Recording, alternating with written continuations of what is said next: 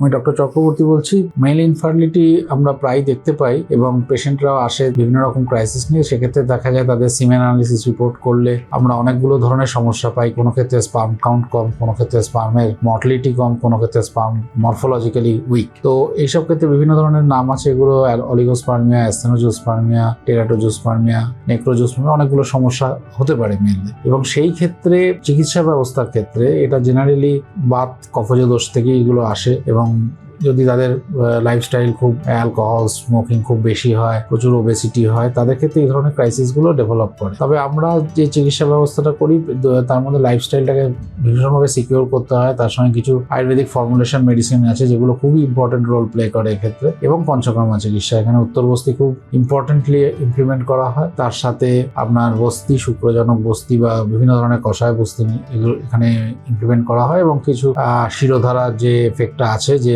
Internal হরমোনালকে standardise করা এবং তার মধ্যে ডোপামিন সিক্রেশন বাড়ানো, সেইগুলো অত্যন্ত গুরুতর ভূমিকা আছে। যদি পেশেন্টরা পর্যায়ক্রমিক ট্রিটমেন্টগুলো নেয় এবং পিরিয়ডিক্যালি ফলো করে ডাক্তারবাবুদের কথা, তাহলে কিন্তু পেশেন্টরা এই সমস্যা থেকে বেরিয়ে আসতে পারে এবং they can capable to have a child. এবং আরেকটা কথা এখানে ইম্পর্টেন্ট, যেটা হচ্ছে যে পেশেন্টদের যে সমস্যাটা এটা অর্গানিক হতে পারে অথবা সেটা নর্মালি মানে স্ট্রাকচারাল ডিফর্মিটি থেকেও অনেক সময় হয়, আবার রেগুলার ফিজিওলজিক্যাল সমস্যা থেকেও ক্রাইসিসটা ডেভেলপ করে।